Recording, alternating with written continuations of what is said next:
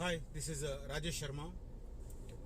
Hyderabad real estate రంగానికి సంబంధించి ఎక్కడైనా చర్చ జరుగుతుంటే చాలామంది డల్ అంట కదా అంటారు. ఇవాళ కూడా ఒక పెద్ద ఆయన వచ్చాడు సైట్కి, స్లో డౌన్ అయిందంట కదా అని. నేను ఒకటే చెప్పా, స్లో డౌన్ అయితే హైదరాబాద్ సరౌండింగ్లో ఉన్న సబ్ రిజిస్టర్ ఆఫీసులలో ఒక సబ్ రిజిస్టర్ ఆఫీసర్ బదులు ఇద్దరిద్దరిని ఎందుకు పెడతారు? వర్క్ ఒత్తిడి లేకుంటే, రిజిస్ట్రేషన్లు పెరగకుంటే ఒక్క సబ్ రిజిస్టర్ ఆఫీస్లో ఇద్దరు అధికారులను ఎందుకు పెడతారు? సింపుల్ ప్రశ్న. ఇదే చెప్పాను. అవునా అన్నాడు. చెప్పాను ఎక్కడెక్కడ ఇద్దరు ఉన్నారు, సో అక్కడక్కడ బిజినెస్ ఉంది. సో ఆ యాంగిల్ ఆలోచిస్తే ఇబ్రాహీంపట్నం, మహేశ్వరం, ఎందుకంటే ఇవి ఫ్యూచర్ సిటీకి దగ్గరలో ఉన్నాయి. ఆ ఏరియాలో బిజినెస్కి సంబంధించి ఎక్కువ భూమి ఉంది కాబట్టి అక్కడ రిజిస్ట్రేషన్లు ఎక్కువ అవుతున్నాయి కాబట్టి అక్కడ ఇద్దరు వేసి పెట్టారు.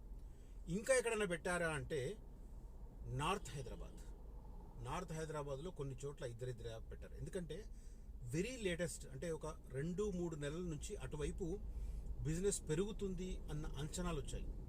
నేను ఇవాళ ఒక రియల్ ఎస్టేట్కి సంబంధించి కొద్దిగా లోతుగా అధ్యయనం చేసే ఒక వ్యక్తిని కలిసినప్పుడు అసలు ఏంటి ఫ్యాక్టర్స్ ఏంటి అటువైపు ఇలా అని ఆయనతో డిస్కస్ చేస్తే కొన్ని పాయింట్స్ చెప్పారు. నిజంగా కరెక్ట్. హైదరాబాదు 4 దిశలా అనుకోవచ్చు, లేదా 8 వైపులా అనుకోవచ్చు. ఓకే, తూర్పు, పడమర, ఉత్తర, దక్షిణాలు 4 అయితే ఈశాన్యం, ఆగ్నేయం, నైరుతి అండ్ వాయువ్యం కలిపి మొత్తం 8 దిక్కులు. 8 దిక్కులను మనం అనలైజ్ చేసుకుంటే అర్బనైజ్డ్ ఏరియా ఎటువైపు ఎక్కువ ఉంది అని అంటే ఎవరికైనా తెలుసా? చెప్పండి. 100% అర్బనైజ్ అయింది నార్త్ హైదరాబాద్. అసలు రూరల్ ఏరియా లేదు. గవర్నమెంట్ రికార్డ్స్ ప్రకారం మొత్తం అర్బనైజ్డ్ అయింది. అంటే మొత్తం మున్సిపాలిటీస్, మున్సిపల్ కార్పొరేషన్స్ మాత్రమే ఉన్నవి. గ్రామ పంచాయతీలు అస్సలు లేనివి ఏరియా ఉంది అంటే అది నార్త్ హైదరాబాద్, పర్టికులర్గా మేడ్చల్, మల్కాజ్గిరి జిల్లా. ఇందులో అసలు ఏంటి ఫ్యాక్టర్స్ అని ఆయనతో డిస్కస్ చేస్తే రియల్లీ ఐఎమ్ వండర్. గవర్నమెంట్ అంటే నేను అటువైపు చాలా తక్కువ తిరుగుతుంటాను. అఫ్కోర్స్ మా ఊరు అటే, కామారెడ్డి దగ్గర దోమకొండ మా ఊరు. కానీ అటువైపు నేను నెలకు ఒకసారి అట్లా వెళ్తుంటాను అంతే. బట్ బిజినెస్ పరంగా నేను ఎక్కువ తిరిగేది శ్రీశైలం హైవే, సాగర్ హైవే, అప్పుడప్పుడు బెంగళూరు హైవే, బాంబే హైవే, ఇవి ఎక్కువ తిరుగుతుంటాను. అప్పుడప్పుడు విజయవాడ వెళ్తుంటాను, రైట్. కానీ బిజినెస్ కాకుండా వ్యక్తిగతంగా వెళ్ళేది మా రూటు, మేడ్చల్ రూట్. అటువైపు బిజినెస్కి సంబంధించి చూస్తుంటే నేను కనుక్కుంటాను అప్పుడప్పుడు. ఎందుకంటే since we're into the real estate field, ఖచ్చితంగా అటు వెళ్ళినప్పుడు ఎక్కడన్నా ఆగితే టీ దగ్గరనో లేకపోతే లంచ్కో, డిన్నర్కో, బ్రేక్ఫాస్ట్కో ఆగినప్పుడు ఎవరితోనన్నా మాట కలిపితే ఎలా ఉన్నాయి ఇక్కడ ఏరియా ధరలు ఎలా ఉన్నాయి, వెంచర్లు ఎలా ఉన్నాయి, ఓపెన్ ల్యాండ్స్ ఎలా ఉన్నాయి, అగ్రికల్చర్ ల్యాండ్స్ ఎలా ఉన్నాయి, ఇవి ఎంక్వైరీ చేయడం సహజం. అంటే just to improve our knowledge ఆ ప్రయత్నం చేస్తూ ఉంటాం. దాంట్లో భాగంగా మాట్లాడితే తూప్రాన్ దగ్గర బైపాస్ పైన కొన్ని ఇవి ఉంటాయి, దాబాలు ఉంటాయి. మాకు మొదటి నుంచి అలవాటు, ఇవాళ కాదు. నేను హైదరాబాద్కి వచ్చిన 1994 నుంచి కూడా తూప్రాన్ అనేది మాకు మిడిల్ పాయింట్. అక్కడికి వచ్చి అక్కడ ఆగడం, ఏదో టీ తాగడం, లేకపోతే బ్రేక్ఫాస్ట్ అయితే బ్రేక్ఫాస్ట్ చేయడం, లేదు లంచ్ టైం అయితే లంచ్ చేయడం, డిన్నర్ టైం అయితే డిన్నర్ చేయడం అలవాటు. అఫ్కోర్స్ ఎంగేజ్లో ఇంకా లేట్ నైట్ కూడా కూర్చునేవాళ్ళం ఫ్రెండ్స్తో, అది వేరే విషయం. అది సెంటర్ పాయింట్ లాగా ఫీల్ అవుతాం. అక్కడ ఆగినప్పుడు గంట ఈజీగా స్పెండ్ చేస్తాం. అప్పుడు అడుగుతాం అక్కడ ఏంటి అని. నేను వెరీ రీసెంట్ మాట్లాడితే అక్కడ బైపాస్ రోడ్డుకు అటుపక్కన ఇటుపక్కన, అంటే హైదరాబాద్ నుంచి ఆల్మోస్ట్ 50+ కిలోమీటర్స్ ఉంటాయి. కాకపోతే ఫార్చునేట్లీ అది హెచ్ఎండిఏ రీజన్, హెచ్ఎండి ఏరియా ఇప్పుడు కూడా. అంటే 2013 మాస్టర్ ప్లాన్ ప్రకారం అది హెచ్ఎండి ఏరియా. హెచ్ఎండిఏ కాబట్టి 22,000 per square yard, almost 50 kilometres away from Hyderabad. So అది ఆల్రెడీ అక్కడ హైప్ అలా ఉంది. అక్కడ ఎకరాల్లో చూస్తే కూడా అట్లాగే ఉంది. మొన్న ఈ మధ్యనే ఒక నార్సింగి రూట్లో, అంటే నార్సింగి అంటే హైవే పైన నార్సింగ్ కాకుండా నాచారం రూట్, తూప్రాన్ నుంచి నాచారం లక్ష్మీ నరసింహస్వామి టెంపుల్ ఉంటుంది, ఆ రూట్లో కూడా ఆయన ప్రైస్ చెప్తే నేను ఆశ్చర్యపోయాను. సో అటువైపు అలాగుంది. కానీ ఏం ప్రాజెక్ట్స్ ఉన్నాయి ఏంటి అని చూస్తే అక్కడక్కడ కనపడతాయి. బట్ అది సహజ సిద్ధంగా పెరిగిన. ఎందుకు ఇదంతా అని చెప్పంటారా? Yes, North Hyderabad real estate చాలా చాలా ఇంప్రూవ్ అయింది లాస్ట్ 2-3 నెలల నుంచి. ఎందుకు ఇంప్రూవ్ అయింది అనేది నేను ఇప్పుడు ఈ వీడియోలో క్లియర్గా చెప్తాను. నార్త్ హైదరాబాద్ బాగుంది ఇప్పుడు. అఫ్కోర్స్ నాకు అక్కడ వెంచర్లు లేవు, బట్ అయినా చెప్తున్నాను. ఎవరైనా అటువైపు కావాలి అంటే తెలిసిన వాళ్ళని రెఫర్ చేస్తాను. 2-3 మిత్రులు ఉన్నారు, వాళ్ళకి రెఫర్ చేస్తాను. చూసుకోవచ్చు, మీకు నచ్చితే చేయొచ్చు, లేకపోతే లేదు. అది అల్టిమేట్గా ఎంతమందికి ఎన్ని రకాలు చెప్పినా కూడా నేను ఒక సామెత ఇక్కడ వాడదలుచుకున్నా. అఫ్కోర్స్ కస్టమర్లను నేను ఆ మాట అనట్లేదు, కానీ ఆ సామెత అది సూట్ అవుతుందని చెప్తున్నాను. దయచేసి ఏ కస్టమర్ హర్ట్ కావద్దు, దయచేసి జస్ట్ సామెత సూట్ అవుతుందని చెప్తున్నాను. ఇప్పుడు గుర్రాన్ని మనం చెరువు దాకా తీసుకువెళ్ళగలం, కానీ దాంతో నీళ్లు తాగించలేం కదా. నీళ్లు తాగాలంటే గుర్రానికి ఇష్టం ఉండాలి, అంతే. నీళ్లు తాగితే దాని ఆరోగ్యం దానికి. అలాగే కస్టమర్ కూడా అంతే. తీసుకెళ్తాం, మంచివన్నీ చెప్తాం, 90% పాజిటివ్ అన్నీ చెప్తాం, అయినా కూడా ఏదో దాంతో వెనక్కి లాగుతుంటారు. ఏం చేయలేము. ఓవర్ ద పీరియడ్ మళ్ళీ they will definitely regret like they did in the past, right? అట్లా రియల్ ఎస్టేట్కి సంబంధించి కూడా అలాగే ఉంటుంది. సో ఈ నార్త్ హైదరాబాద్కు సంబంధించిన పాజిటివ్ పాయింట్స్ చెప్పే ముందు, ఫ్యూచర్ సిటీలో ఇన్వెస్ట్ చేయాలనుకున్న వారు, కోర్ ఏరియాకు దగ్గర ఇన్వెస్ట్ చేయాలనుకున్న వారు మాత్రం దయచేసి ఎక్కువ టైం వేస్ట్ చేయకండి. చాలా తక్కువ వెంచర్స్ ఉన్నాయి. ఎందుకంటే 2 ఏళ్ల నుంచి అక్కడ కొత్త వెంచర్లకు పర్మిషన్ ఇవ్వట్లేదు. కేసీఆర్ గవర్నమెంట్లో నిర్ణయం తీసుకుంటే దాన్ని రేవంత్ రెడ్డి గారు కంటిన్యూ చేస్తున్నారు. కొత్త లేఅవుట్లకు పర్మిషన్ ఇవ్వట్లేదు, ఎందుకంటే ల్యాండ్ సేకరణ చేయాలి. ల్యాండ్ కాపాడుకోవాలనుకున్న వాళ్ళు లేఅవుట్ వేసి పారేస్తారు. లేఅవుట్ అప్రూవల్స్ తీసుకున్న తర్వాత గవర్నమెంట్ ల్యాండ్ తీసుకోలేదు, కాబట్టి కొత్త లేఅవుట్లకు పర్మిషన్ ఇవ్వట్లేదు. అందుకోసం అక్కడ చాలా తక్కువ సంఖ్యలో ఉంటాయి వెంచర్లు. తక్కువ సంఖ్యలో వెంచర్లు, తక్కువ సంఖ్యలో ఓపెన్ ప్లాట్లు ఉన్నప్పుడు వాటికి భవిష్యత్తులో డిమాండ్ ఎక్కువ ఉంటుంది. ఇది సింపుల్గా మేడ మీద తలకాయ ఉన్న ప్రతి ఒక్కరికి అర్థమవుతుంది. అర్థం కాకపోతే వాళ్ళకు లేదన్నమాట. వాళ్లకు అదేదో సినిమాలో చిరంజీవి చెప్తాడు మరణ మృదంగంలో, పాపం అది ఆడవాళ్ళ గురించి చెప్తారు, కానీ ఐఎమ్ సారీ, ఆడవాళ్ళకు సంబంధించి వర్తించదు, జనరల్గా అందరికీ వర్తిస్తుంది. అగ్గిపుల్లకి తల ఉంటుంది కానీ దానిలో బుర్రలో ఉండదని చెప్పంటారు. ఆ సినిమాలో చిరంజీవి అలా చెప్తాడు ఆడవాళ్ళని ఉద్దేశించి. నేను అట్లా చెప్పట్లేదు. ఆడవాళ్లకు మగవాళ్ళ కంటే కూడా ఎక్కువ బ్రెయిన్ ఉంటుంది, వాళ్ళు ఇంకా లోతుగా ఆలోచిస్తారు. ఐ నో దట్, బట్ ఏదో అట్లా కంపారిజన్ కోసం చెప్తున్న పరిస్థితి. సో అట్లా ఫ్యూచర్ సిటీ కోర్ ఏరియాలో ఇన్వెస్ట్ చేయాలనుకున్న వారు కనిపిస్తున్న నెంబర్లో కాంటాక్ట్ చేయండి.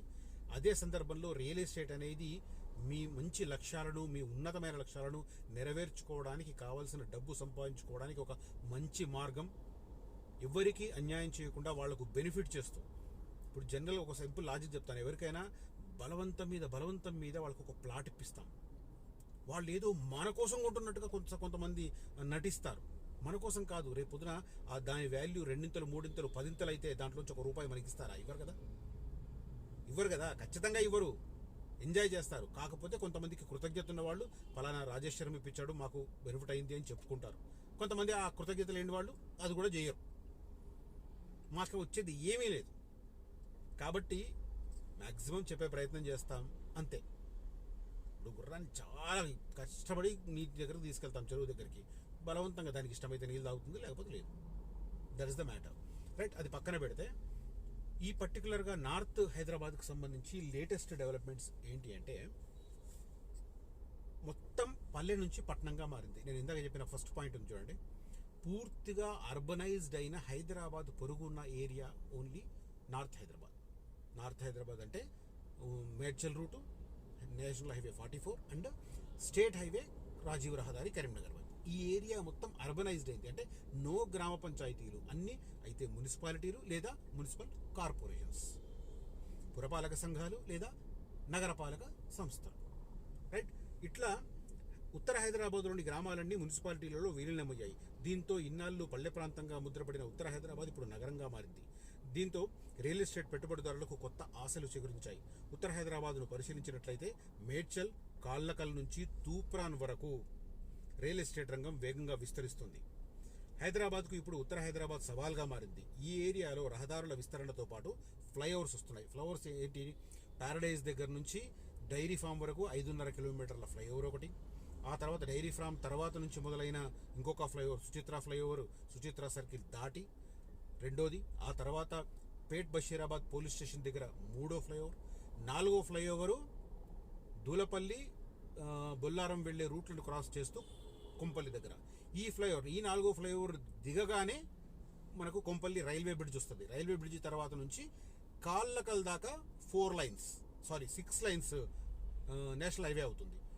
దీంట్లో మళ్ళీ మధ్యలో కండ్లకోయ దగ్గర ఒక ఫ్లైఓవర్, మధ్యలో ఇంకొక ఫ్లైఓవర్, ఏరియా నాకు సరిగ్గా గుర్తులేదు, ఇంకొక ఫ్లైఓవర్ కండ్లకోయ దగ్గర ఒకటి.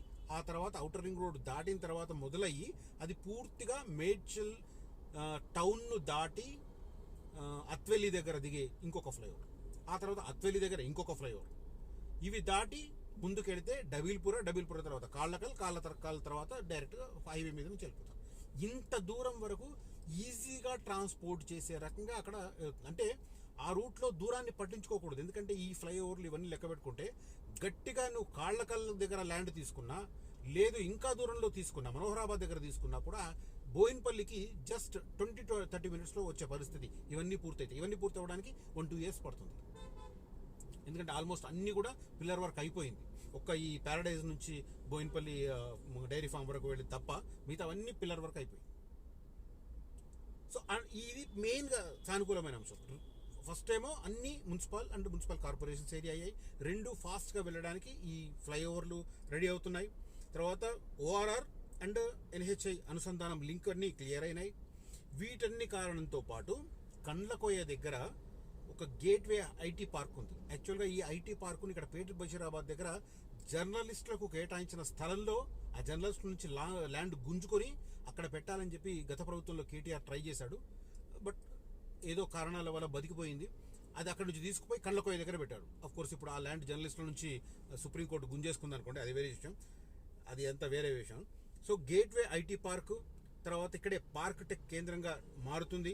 కుంపల్లిలో ఇంకో ఐటీ పార్కు, షామీర్పేటలో జీనోమ్ వారీ 3.0 విస్తరణ, ఫార్మా ఇటు బయోటెక్ 2 వర్గాలు ఉండడం వల్ల నార్త్ హైదరాబాద్ ఎక్స్పాండ్ అవుతుంది. ఇంకా దీనిలో ఇంకొన్ని ఉన్నాయంటే రియల్ ఎస్టేట్ మార్కెట్లో ఉత్తర ప్రాంతాల ప్రాజెక్టులకు డిమాండ్ పెరుగుతుంది. 3 త్రైమాసికాల నుంచి అంటే లాస్ట్ 3 quarters నుంచి కంపేర్ చేస్తే లాస్ట్ క్వార్టర్లో సేల్స్ పెరిగాయి. జూబ్లీ బస్ స్టాండ్ నుంచి మేడ్చల్, షామీర్పేట వరకు ఎలివేటెడ్ కారిడార్లు వస్తున్నాయి, మెట్రో ప్రాజెక్టులు వస్తున్నాయి. మిగతా ప్రాంతాలతో పోలిస్తే నార్త్ ఏరియాలో రియల్ ఎస్టేట్ వ్యాపారం ఊపందుకుంది, రిజిస్ట్రేషన్స్ పెరిగాయి. గుండ్లపోచంపల్లి ఒకటి, మేడ్చల్ ఒకటి, కండ్లకోయ ఒకటి, రావల్కోల్ ఒకటి, పూడూరు ఒకటి, షామీర్పేట ఒకటి, ఉప్పరపల్లి ఒకటి, బొమ్మరాజ్పేట ఒకటి, దేవరయాంజల్ ఒకటి, మజీద్పురా ఒకటి, కీసర ఒకటి, చీర్యాల ఒకటి, గోధుమకుంట ఒకటి, ఆలియాబాద్ ఒకటి. మొత్తం 14 ప్రాంతాలు రియల్ ఎస్టేట్కి హాట్ స్పాట్స్గా మారాయి నార్త్ హైదరాబాద్లో. ఇది క్లియర్ కట్గా దీనిలో మనకు మెన్షన్ చేస్తున్న పరిస్థితి. మళ్ళీ చెప్తున్నాను, ఫాస్ట్గా చెప్తాను, ఇంతకంత స్లోగా చెప్పాను, మళ్ళీ చెప్తున్నాను. గుండ్లపోచంపల్లి, మేడ్చల్, కండ్లకోయ, రావల్కోల్, పూడూరు, షామీర్పేట, ఉప్పరపల్లి, బొమ్మరాజ్పేట, దేవరయాంజల్, మజీద్పురా, కీసర, చీర్యాల, గోధుమకుంట, ఆలియాబాద్. మొత్తం 14 ప్లేసెస్. సో నార్త్ హైదరాబాద్కు సంబంధించి లేటెస్ట్ అప్డేటు ఒక రియల్ ఎస్టేట్ ఎక్స్పర్ట్ సంస్థ ఇచ్చిన నివేదిక ఆధారంగా ఇది నేను చెప్తున్నాను. ఈ మధ్య కాలంలో గత 2-3 నెలల కాలంలో నార్త్ హైదరాబాద్లో రియల్ ఎస్టేట్ పుంజుకుంటుంది. ఎవరికైనా అటుపక్కనే ఇంట్రెస్ట్ అని అనుకుంటే మాత్రం ఈ ప్రాంతాలను నేను చెప్పిన 14 ప్రాంతాలను ఎంచుకోవచ్చు. సూనర్ ఆర్ లేటర్ ఖచ్చితంగా అప్రిషియేషన్ బాగుంటుంది. బట్ ఓవరాల్గా చెప్పేది ప్రస్తుతం 2023 డిసెంబర్లో జరిగిన అసెంబ్లీ ఎన్నికల తర్వాత రియల్ ఎస్టేట్ బూమ్ అప్రిషియేషన్ అద్భుతంగా ఉన్నది. శ్రీశైలం రోడ్డుకు లెఫ్ట్ సైడు, నాగార్జున సాగర్ రోడ్డుకు రైట్ సైడు, అంటే మనం నాగార్జున సాగర్ వైపు వెళ్తుంటే రైట్ సైడు, శ్రీశైలం వైపు వెళ్తుంటే లెఫ్ట్ సైడు. ఆ ఏరియా బాగుంది. ఆ ఏరియాలో 330 ఫీట్ల కొత్త రోడ్డు రావడం కూడా అదొక పెద్ద అడ్వాంటేజ్. ఇందాక ఒక పెద్ద ఆయన ఫోన్ చేశాడు, అసలు చెప్పబోతుంటే నాకు అర్థం కాలే. Thank you for calling me sir. మీకు ఫోన్లో చెప్పలేదు, ఎందుకంటే మీరు టక్కన నేను మాట్లాడుతుంటేనే కట్ చేశారు. Thank you so much for calling me. Right, ఓవరాల్గా ఇది నార్త్ హైదరాబాద్కి సంబంధించిన ఎస్టిమేషన్. ఈ కంటెంట్, ఈ ఇన్ఫర్మేషన్ మీకు నచ్చితే ఈ వీడియోను లైక్ చేయండి, ప్రమోట్ చేయండి. సేమ్ టైం వీడియోను హైప్ చేయమని చెప్పి రిక్వెస్ట్ చేస్తున్నాను. దీనికి మీకు ఏం ఖర్చు కాదు. కింద ఒక బటన్ ఉంటుంది, ఆ బటన్ నొక్కితే చాలు కొన్ని పాయింట్స్ యాడ్ అవుతాయి, నా వీడియో కొద్దిగా ప్రమోట్ అవుతుంది. నా కంటెంట్ నచ్చితేనే చేయండి, లేకపోతే వద్దు. రైట్, నా కామెంట్ కానీ, నా విశ్లేషణ కానీ, నా అనాలిసిస్ కానీ, నా ఇన్ఫర్మేషన్ కానీ నచ్చితేనే ఆ బటన్ నొక్కండి. హైప్ అనేది ఉంటుంది కింద. మీరు కామెంట్ సెక్షన్ ఉంటుంది కదా, కామెంట్ సెక్షన్ని మొబైల్లో అయితే జస్ట్ ఇట్లా స్వైప్ చేయండి, అక్కడ వస్తుంది, దాన్ని నొక్కండి హైప్ అని. కొన్ని పాయింట్స్ యాడ్ అవుతాయి, అది నాకు ఉపయుక్తంగా ఉంటుంది. డబ్బులేం రావు, బట్ ఉపయుక్తంగా ఉంటుంది. వీడియో ప్రమోట్ అవుతుంది అనమాట, అంతే. Right, thank you so much for watching this video. Signing off Rajesh.